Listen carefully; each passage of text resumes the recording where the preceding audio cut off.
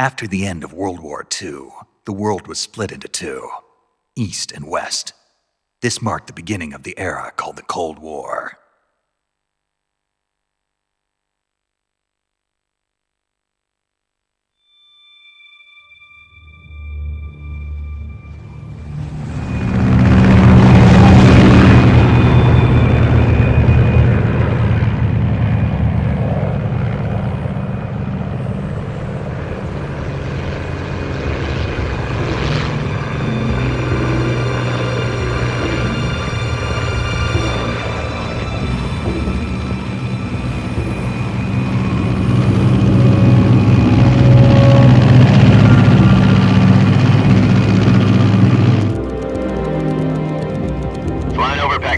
Altitude 30,000 feet. Approaching Soviet airspace. 20 minutes to drop off. Commencing internal depressurization. Equipment check. Arm main parachute. All right. You ready to go? Drop zone still showing a high pressure mass. Cav okay. Good. We've got high visibility.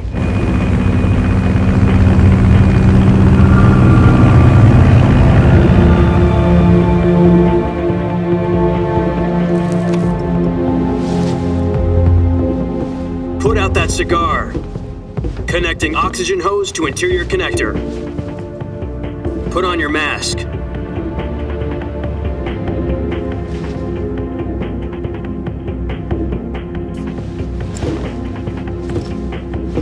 Does this panty waste know what he's doing?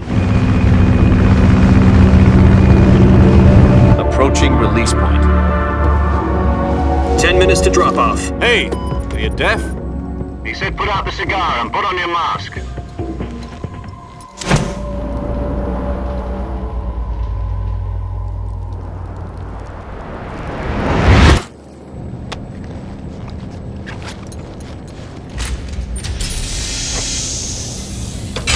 Depressurization complete. Checking oxygen supply. 6 minutes to drop off. Opening rear hatch.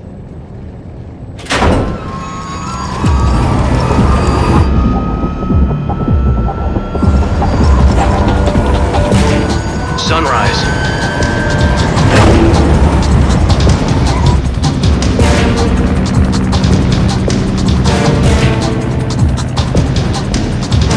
External temperature minus 46 degrees Celsius.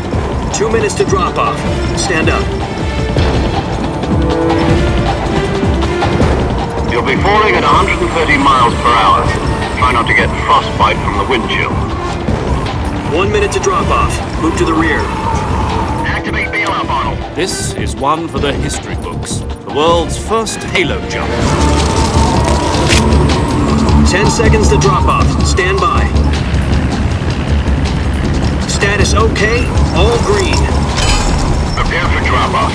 Countdown.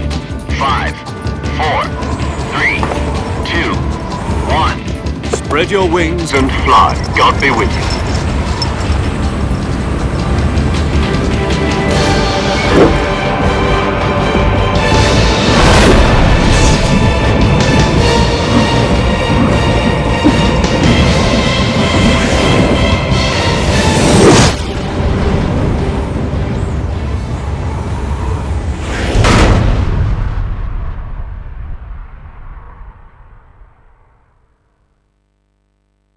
Jack, I've got some important news.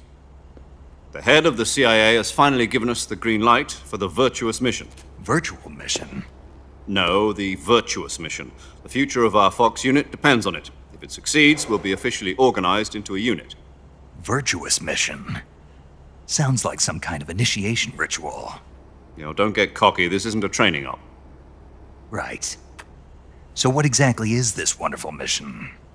Well, about 2 years ago, a certain Soviet scientist requested asylum in the West through one of our moles. His name is Nikolai Stepanovich Sokolov. He's head of the OKB-754 Design Bureau, one of the Soviets' top-secret weapon research facilities, and the East's foremost expert on weapons development. Sokolov? Isn't he that famous rocket scientist? The very same. On April the 12th, 1961, the Soviets achieved the first manned spaceflight in history. The Earth was blue, but there was no God. Well spoken. The rocket that carried Yuri Gagarin into orbit was the A-1, known as the Vostok rocket. Sokolov is said to be the man most responsible for the multi-engine cluster used in that rocket. After Gagarin's flight, Sokolov left rocket development to become the head of the newly established Design Bureau. From a lowly technician to head of a design bureau, that's quite a success story, so why'd he want to defect? It seems he'd become afraid of his own creations. Afraid? Call it a crisis of conscience. And for that, he left his country and his family behind and went over the fence? Not exactly. One of his conditions was that his family was also to be taken safely to the west. We used a mole to get the family out first and succeeded in sneaking Sokolov over the Berlin Wall shortly afterwards. I was the one who conducted the operation. The security on the eastern side was still full of holes back then. Then what? We got Sokolov over in one piece, but the whole ordeal had left him exhausted, and we checked him into a hospital in West Berlin. It took him 2 weeks and more than 600 miles to get from the research facility in the Soviet Union to Berlin. He was in no condition to say anything coherent. And it was only a week later that we had something much bigger on our hands. The Cuban Missile Crisis. October the 16th, 1962, President Kennedy received word that the Soviets were in the process of deploying intermediate-range ballistic missiles in Cuba. The President demanded that the Soviets dismantle and remove the missiles. At the same time, he announced a naval blockade to prevent further missile shipments from reaching Cuba. But the Soviets didn't back down, instead placing their armed forces on secondary alert. Soviet transport ships carrying missiles continued on course towards Cuba. US and Soviet forces went on alert for an all-out nuclear war. Frantic negotiations were conducted through the UN's Emergency Security Council and unofficial channels to end the hair-trigger standoff. Finally, on October the 28th, the Soviet Union agreed to remove its missiles from Cuba, and so the world avoided a nuclear holocaust. But in order to get the Soviets to pull their missiles out, we had to make a deal. You mean the one where the US agreed to remove its IRBMs from Turkey? No. The Jupiter IRBMs deployed in Turkey were obsolete, and we were going to get rid of them anyway. They had no strategic value whatsoever to either the US or the Russians.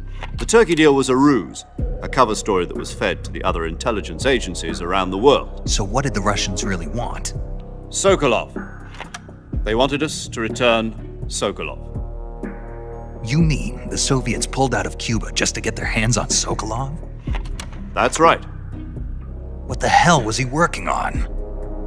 At the time, we had no idea. We were running out of time. It was either give up Sokolov or risk full-scale nuclear war. In the end, we had no choice. President Kennedy gave in to Khrushchev's demand. The next day, I got Sokolov out of the hospital, handing him over to agents on the eastern side. Sokolov kept on screaming, "Save me," until he disappeared from my sight. Then a month ago, we received some new information from one of our moles. About Sokolov? Yes. He was taken back to the research facility and forced to continue working on the weapon in question under KGB supervision. What's more, it's on the verge of completion. So what kind of weapon is it? Something to do with space rockets? No, missiles. Same technology. I guess you're right. We don't know the details, but it appears to be a new kind of nuclear device. For half a year now, the Soviets have been conducting frequent nuclear tests at Semipalatinsk. Something to do with the weapon, I assume. We're talking about a secret weapon so big that Khrushchev was ready to pull out of Cuba to get it back. Is Sokolov still in the facility? No. According to our intelligence, he's in Selinoyarsk, a place in the mountains about 3 miles to the west that's known as the Virgin Cliffs. The Virgin Cliffs.